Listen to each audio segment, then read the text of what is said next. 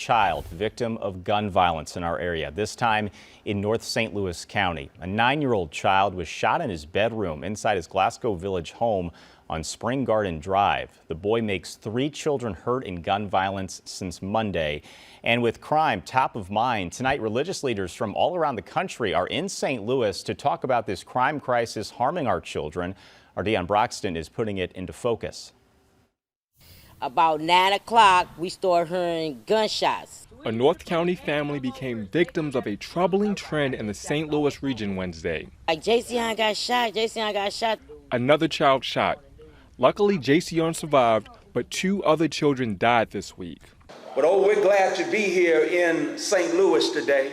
Gun violence is one of the many topics people at the Progressive National Baptist Convention discussed Wednesday in downtown St. Louis. People in attendance can sympathize. We salute Mike Brown Sr. We have to talk about gun violence not as a black issue, but gun violence as an American issue.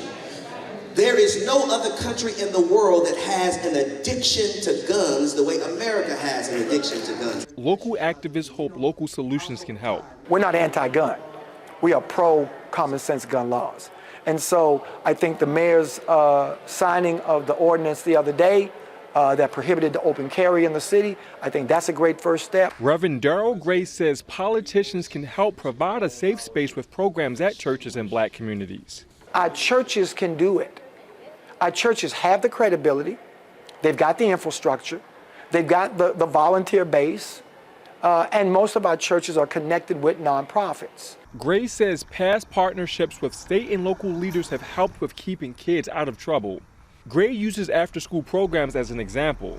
The church is about prevention, not just intervention, but prevention. These faith leaders believe leading people to the church will eventually strengthen relationships with the black community and police. Something Jannie Leggett needs so she can get answers as to who shot her grandson. We hope the police catch him. And Deion, we're here to talk about this a little bit more. We looked at that video, we looked at it in the audience at that event today. You didn't see very many young people, and one of the solutions is connecting with young people through churches.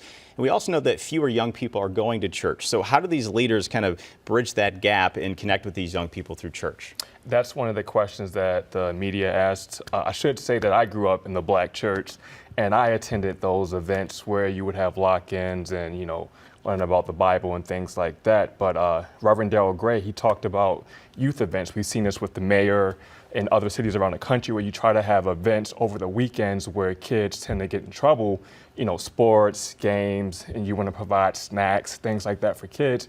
But the issue is you need money for it. Sure. And Reverend Darrell Gray said at one point that they did get funding, churches did get funding from state and local leaders, but right now they're not receiving that money. So he believed if you can get money, you can help kids stay out of trouble. And he said back when the church were doing programs like this, they helped around 8,000 kids, and that's a lot of kids. And I think another good point that he made is the infrastructure. We don't have rec centers on every corner, but if you go to North City and some of these communities where we see crime, there are a lot of churches. So he's right when he says the infrastructure is there.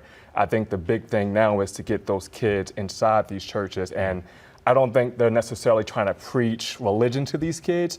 They want to provide them with a safe space, and church is an option on the side if you're willing to go down that path. As we keep looking for the solutions to this crisis. Good stuff, Deion. Thank you.